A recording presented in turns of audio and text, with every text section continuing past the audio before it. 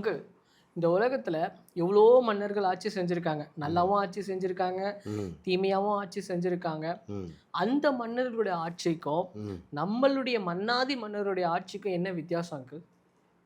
ஒரு முக்கியமான சத்தியத்தை ஆவியானவர் நமக்கு கற்றுத்தரப் போகிறார். அருமையானவர்களே, 2 விதமான ஆட்சி இல்லையா? என்ன ஆட்சி? மனிதர்கள் அல்லது மன்னர்களுடைய ஆட்சி, வானத்தையும் பூமியையும் படைத்த நம்முடைய தகப்பனாகிய மன்னாதி மன்னனுடைய ஆட்சி. அதானே கேள்வி? ஆமா, அதான் அங்கிள். பாருங்கள், மன்னர்களுடைய ஆட்சியிலே மன்னர்களுடைய குடும்பத்தின் சிறப்புக்காகவே எல்லா குடிகளும் வேலை செய்தாங்க. நான் அதை திரும்பவும் சொல்கிறேன் பாருங்க. லட்சம் குடும்பம் இருக்குங்க ஒரு மன்னருடைய ஆட்சியில். அத்தனை பேருக்கு என்ன வேலை? ராஜா நல்லா இருக்கணும், மன்னன் நல்லா இருக்கணும். அத்தனை பேரும் அதற்காக மட்டும்தான் உழைத்தார்கள். கொடுத்தாரு. ஆ. மன்னனுக்கு என்ன செய்யணும்? பெரிய பெரிய அரண்மனைகள் கட்ட வேண்டும், கோபுரங்கள் கட்ட வேண்டும், அலங்கங்கள் கட்ட வேண்டும். மன்னனுக்கு என்ன செய்ய வேண்டும்? எந்த ஒரு எதிரியும் மன்னனை தொடக்கூடாது. பாருங்கள், மன்னர்கள், அதாவது மனிதர்களாகிய மன்னர்களுக்காக தான் குடிகள் யாவரும் வாழ்ந்தார்கள். அப்படியே உள்ட்டாங்க. நம்முடைய தகப்பனாகிய மன்னாதி மன்னன் மனுக்குலத்திற்காக வாழ்ந்தார். எத்தனை பேர் நீங்க அதை புரிந்து கொள்ள போறீங்க? ரைட்? மனிதர்களாகிய மன்னர்கள் தங்கள் குடும்பத்திற்காக மாத்திரமே வாழ்ந்தார்கள். மன்னாதி மன்னனுடைய ஆட்சியிலே மக்கள்தான் முக்கியம். மக்களுக்காக எந்த அளவு இறங்கினார்? தன்னுடைய சொந்த குமாரன் என்று பாராமல் மனுக்குலத்தினுடைய நன்மைக்காக அவரையே பலியிட்டார். பாருங்க, எவ்வளோ பெரிய வித்தியாசம் அருமையானவர்களே. இவரை நாம் நேசிக்க வேண்டாமா? இவரை நாம் போற்ற வேண்டாமா? இவருடைய நாமத்தை நாம் பிரபலப்படுத்த வேண்டாமா? ரைட்? இதில் இன்னொரு சத்தியத்தை நீங்கள் அறிந்து கொள்ள வேண்டும். நீங்கள் என்றைக்கு மறுபடி பிறந்தீர்களோ அன்றைக்கே மன்னாதி மன்னனுடைய ஆளுகைக்குள்ளாக வந்து விட்டீர்கள். இயேசு கிறிஸ்து எப்படி ஜெபிக்க கற்றுக் கொடுத்தார்? பிதாவே, உம்முடைய ராஜ்யம் வருவதாக. அது எப்படி எக்ஸிக்யூட் பண்ணியிருக்கிறாருன்னா, நாம் மறுபடி பிறந்த பொழுதே அவருடைய ராஜ்யத்துக்குள்ளே வந்து விட்டோம். எனவே வேதத்தில் எழுதி தந்திருக்கிற எல்லா நன்மைகளினாலும் நாம் நிரப்பப்பட்டு இருக்கிறோங்க. அங்கே என்னதெல்லாம் இல்லை தெரியுமா? வியாதி இல்லை, வியாகுலம் இல்லை, விரக்தி இல்லை, விபத்து இல்லை. ஹல்லேலூயா! என்னெல்லாம் இருக்கு? சமாதானம், சந்தோஷம், ஆரோக்கியம், ஐஸ்வர்யம், குதூகலம், கொண்டாட்டம் எல்லாம் இருக்குப்பா. அதான் தேவாதி தேவனுடைய ராஜ்யத்துக்குள்ளே நான் வந்து விட்டதுனால. அது மிகப்பெரிய வித்தியாசம் அல்லவா? ராஜா அரண்மனையிலே களி கூறுவார். குடிகள் யாருமே அந்த அனுபவத்திற்குள்ளே போகவே முடியாதுங்க. ரைட்?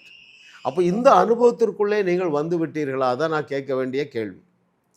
மன்னாதி மன்னனுடைய ஆளுகைக்குள்ளாகத்தான் நாம் இருக்கிறோம்.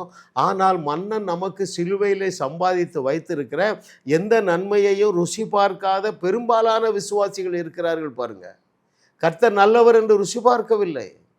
தங்களுடைய தகப்பனாகிய தேவன் நல்லவர் என்று ருசி பார்க்கவில்லை.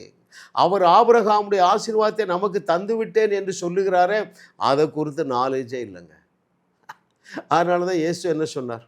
இடத்துல ஃபோன் பண்ணும்போது சொல்லுவான், ஐயா அது பிரச்சனை, இது பிரச்சனை, எல்லாமே பிரச்சனை. தம்பி, உன் பிரச்சனையெல்லாம் ஒரு கப்பல் நிறைய ஏற்றுட்டு இயேசு அப்பாட்ட போவோம். ஏசப்பா, நீங்கள் தானே என்னை ரட்சித்தீங்க, நான் உங்களுடைய பிள்ளைகள் தானே, நீங்கள் தானே என்னை தெரிந்து கொண்டீங்க, எனக்கு ஏன் கப்பல் நிறைய பிரச்சனை? ஒன்றே ஒன்று தான் சொல்லுவார். என்ன சொல்லுவார் தெரியுமா? யோவான் 8:32 சொல்லுவார், நீ சத்தியத்தை அறியவில்லை. You have not known the truth rightly. நீ அரைகுறையாக அறிஞ்சிருக்கிறா, பழைய ஏற்பாட்டை நம்புகிறா, இன்னும் என்ன நினைக்கிறா? நியாய பிரமாணத்தை போதிக்கிற பிரசங்கங்களை கேட்கிறா, நடுத்தருவில் நிற்கிறார். சொல்லுவார சொல்ல மாட்டாருங்க. ஐயா, நீங்கள் கர்த்தர் நல்லவர் என்று ருசி பார்க்கவில்லை என்றார். நீங்கள் ஆபிரகாமுடைய பூமி தாங்க முடியாத ஆசீர்வாதங்களை நீங்கள் அனுபவிக்கவில்லை என்றால் உங்கள் வாழ்க்கை அந்தோ பரிதாபம். கடன் பிரச்சனை, குழப்பங்கள், பயங்கள், வியாதிகள். ரைட்? இதனால் தேவன் உங்களை பார்த்து என்ன சொல்வார் தெரியுமா? எனக்கு வாண்ட என்னப்பா இருக்கு? நித்தமும் இடைவிடாமல் என் நாமம் தூஷிக்கப்படுகிறிய. நீ ரட்சிக்கப்பட்ட முன்பாகவும் மார்வாடி கடைக்கு தான் போனா, ரட்சிக்கப்பட்ட பிறகும் மார்வாடி கடைக்கு தான் போகிறா. ரட்சிக்கப்படுவதற்கு முன்பாகவும் நீ ஆஸ்பத்திரியில் போய் படுத்து கிடந்தா, இப்பொழுதும் ஆஸ்பத்திரியில் போய் படுத்து கிடக்கா. என்ன பிரயோஜனம்? இதனால என் நாமம் தூஷிக்கப்படவில்லையா? அருமையான தேவனுடைய பிள்ளைகளே, உங்கள் வாழ்க்கையில் ஒரு நன்மையும் குறைவுபடாத வாழ்க்கை வாழ வேண்டும் என்பதற்காகவே சிலுவையிலே நம்முடைய நாதனாகிய இயேசு கிறிஸ்து எல்லா குறைவுகள் பட்டார். நிந்தையை சுமந்தார், கேவலமாக தொங்கிக் கொண்டிருந்தார், நிர்வாணமாக தொங்கினார், அவ்வளவு வேதனைப்பட்டார். ரைட்?